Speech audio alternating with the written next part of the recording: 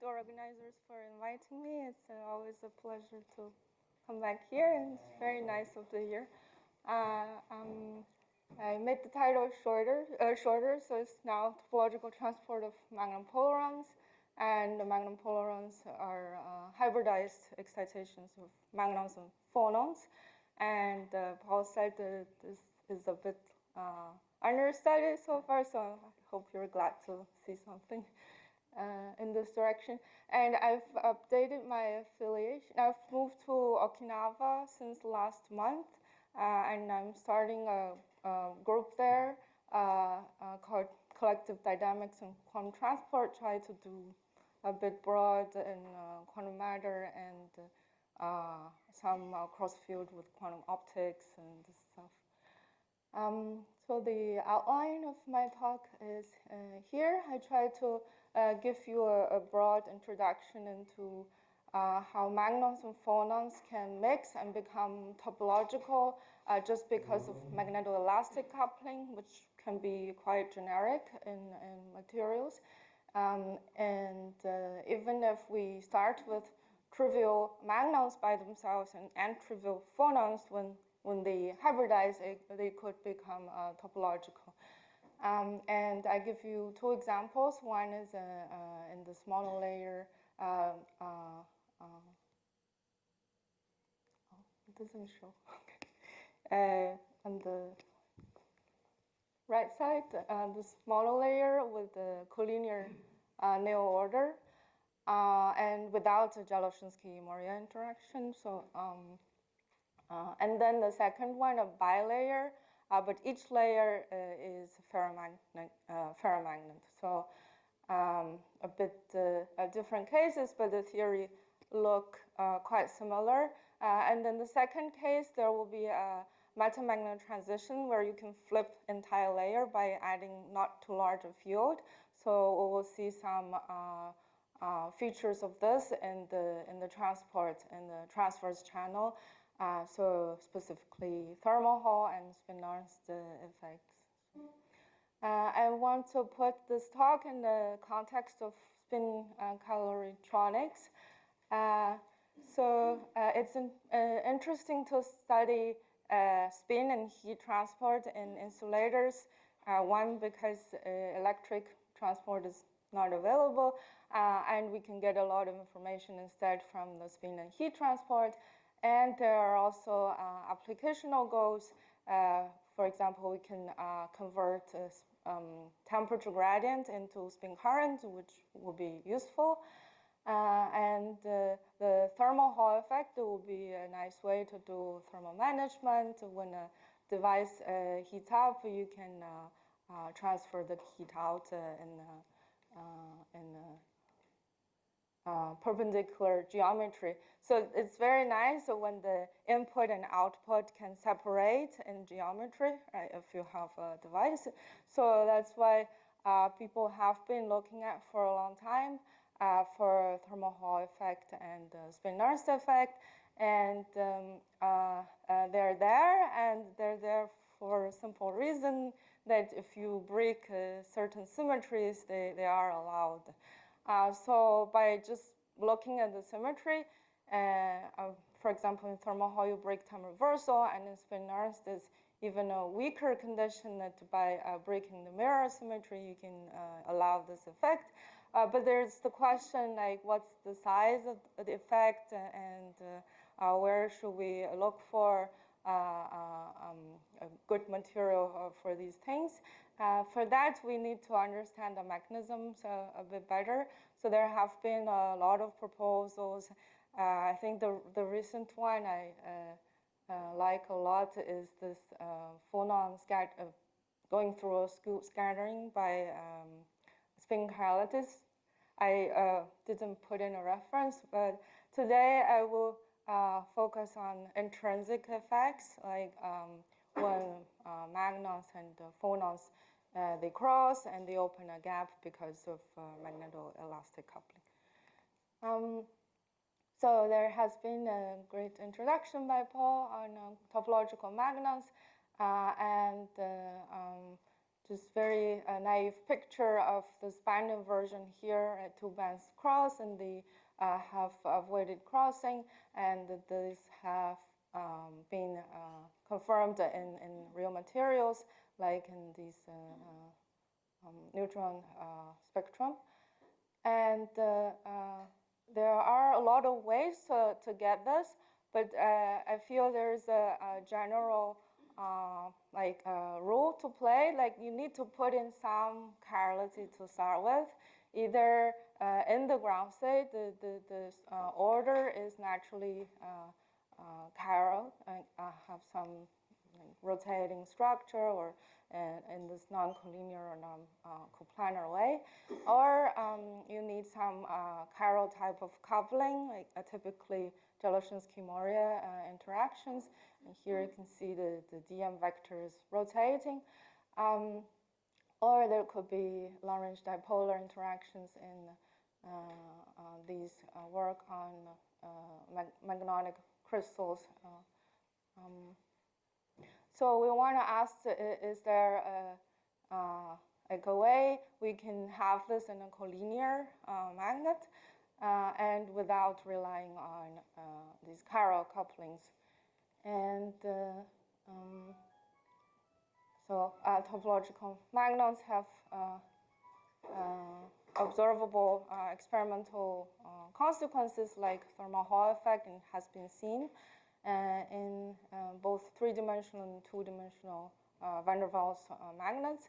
And if we notice something here in this particular material, the magnet ordering temperature is around 50 Kelvin, and the Y temperature, which roughly gives you the velocity of the phonon, acoustic phonon, is 140 Kelvin, so much larger than the magnetic ordering temperature. And this means if we, of course, we naturally have a gapless acoustic phonon, it will be a bit faster than the magnon. And the magnon can be gapped by a small anisotropy, and actually they cross somewhere. And it can be very close to the Brilliant zone center. And if we have magnetoelastic coupling, they will open a gap. And this gap could be topological. This we need to check. So exactly, we started with a model like this. For a collinear antiferromagnet, we throw in this magnetoelastic coupling. And the form of this was given a long time ago by Kittel based on symmetry arguments. So it's a magnetoelastic energy here that's to the first order in strain and to the second order in Spain. And it looks like this in the continuum form. And if we discretize it on the lattice, it shows up like that. So U here is the lattice displacement, and E is the direction of the bond, and you can see it's second order in these spin.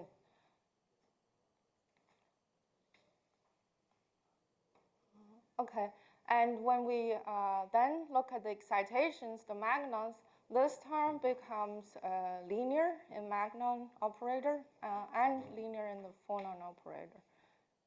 So it's like a first order perturbation theory if we consider the crossing point between magnon and phonon. And for this model, we took a 2-dimensional monolayer van der Waals magnet with collinear neo order, some easy axis anisotropy, so there is a gap for the magnons, and there are 2 magnon branches carrying spin up and down. And this yellow one is the acoustic phonon, and you can see the cross, and by the magnetoelastic coupling, gaps are open. And we can check the Berry curvature, and we see the turn numbers are non-zero for these 3 bands. And this could be very general. By how do we show this? We can go back to the continuum model and see that this coupling is in a very similar form to spin orbit coupling, involving the Néel order and the gradient of the lattice displacement. So the powerful thing of having continuum model is that it doesn't rely on the lattice details. And this allows us to do some prediction for the transport properties for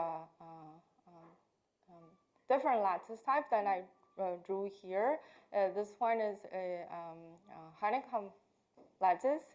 And we see the thermal Hall conductance. I'm in 2 dimensions, so just use conductance here.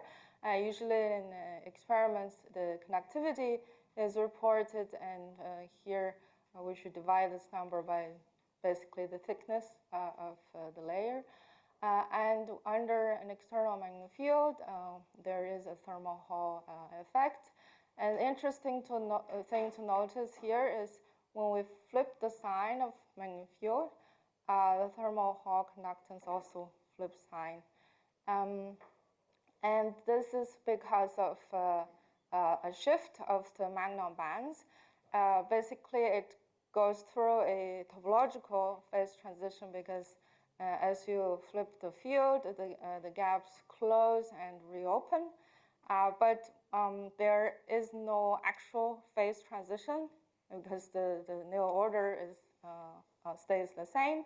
So this sign change of the thermal Hall effect here is a smooth one, goes through 0. And this is very different from the ferromagnet case. When you flip the magnetic field, actually you change the ferromagnet order. So this could be something to look for in experiments. And I think there has been progress, but I couldn't find the reference. So if someone out there has seen this, please contact me. Okay, I went through this. So one nice thing about magnon topology is that it's very tunable because you can shift the magnon bands by external field. And also by changing the temperature or across some phase transitions. So this is a nice work by our organizer, Alex. And then for the second example, exactly we want to think about what happens near a phase transition. And the phase transition I want to focus on is a metamagnetic one. And it can happen in this 2 ferromagnet layers weakly coupled by antiferromagnet interaction. So we have an interlayer ferromagnet coupling that's much larger than the interlayer antiferromagnet coupling. And the second one is comparable with the magneto-elastic coupling. And there is a very good candidate for this. It's also a van der Waals material, and it has been seen in neutron spectrum from a long time ago that this magnon-phonon hybridization can open a pretty sizable gap of 0.3 millieV. And so we put in the estimations of real parameters in this model, and we look at the magnon-phonon spectrum. So this is when they are anti-aligned under a small external field, and then at around 1 Tesla, one entire layer flips, and we get to a line state. And here, the way of avoided crossing works a bit differently, because some branches, they do interact and open a gap as usual, but somewhere the interactions are effectively really small, so you barely see the gap. and you can prove in like Heisenberg and the magnetoelastic coupling form we use, somewhere the band crossing doesn't open a gap at all. But these are details that don't really affect the transport property. And so we can calculate here both the thermal Hall conductance and spin-Nernst coefficient shown here at different temperatures as a function of field. So there is a sharp jump at the magnetic field where metamagnetic transition happens, and also the thermal Hall conductance flips sign. So this is due to a dramatic change of the magnon dispersion. And for the spin-Nernst effect, there is this tiny jump also here because the bands shifts, but no sign change happens at the metamagnetic transition, and there is a sign change somewhere at the lower field. And this is because it's quite different how we should calculate the Berry curvature when we think about the thermal Hall effect and spin-Nernst effect. For thermal Hall, we put the commutator of magnon current here. But for spin-Nernst effect, we need to define the spin Berry curvature, where we have the spin current and the magnon current. And remember, we have an antiferromagnet, so there are two species of magnons carrying opposite spins. And we have to take into consideration very carefully the SPICE-JGU form. And then for this spin Berry curvature, we can see that within one band there could be positive and negative regions, and that's why there will be a sign change by the way how you fill these bands thermally. And the sign change also happens as a function of temperature. And for this material, the effect in thermal Hall has been observed, and this sign change and jump here, you can see it here, like this jump is the same as this one. So there should be an absolute sign in this thing, and I think this is something we will look more into, because we predicted the opposite sign seems.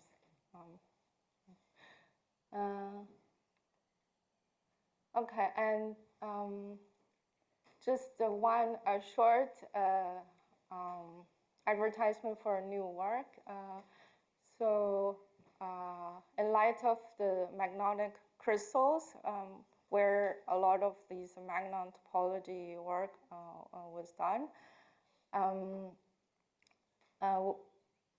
we're looking into a spin cycloid, which is like when you have some order parameter that winds in space. So now, okay, the topology is here, not in the magnons yet, but in real space. So you have some chiral ground state, and then we can ask what do magnons look like on top of them. And because okay, when this winding is quite uniform, actually it seems with or without the winding, the spectrum doesn't look that much different. So the thing happens here is because the spin cycloride puts in a different period, like as a superlattice, right? So this new Brillouin zone here is much smaller than the original Berlin zone. So we can draw the magnons on a uniform ground state just by doing trivial band folding. It goes into this solid line. But for the magnons on top of the spin cycloid, there is a gap opening at the Brillouin zone boundary in a similar way like all these superlattice effects or like just electrons traveling on top of a periodic potential. And this has some effect in thermal conductivities, and the details are in this neural archive paper. Okay, so a brief summary. I told you about magneto-elastic coupling can induce topological magnon-phonon magnon-polarons when neither the magnon nor the phonon were topological, and it could work for collinear antiferromagnet. I was talking about two-dimensional case, but I think it can be easily generalized to three-dimensional magnets. And there are some interesting features in the transport properties like thermal Hall and the spin Nernst effects. And let me acknowledge my collaborators. So the first two, work was done with Sekwang Kim. Okay, quite some time ago, but I think this is a good workshop fit to advertise a bit more. And it's I also collaborate with Sekwang with for the spin cycloid paper, and the second one is done with Zhixing Lin, who was an undergraduate and now a graduate student in Princeton. Okay, thank you.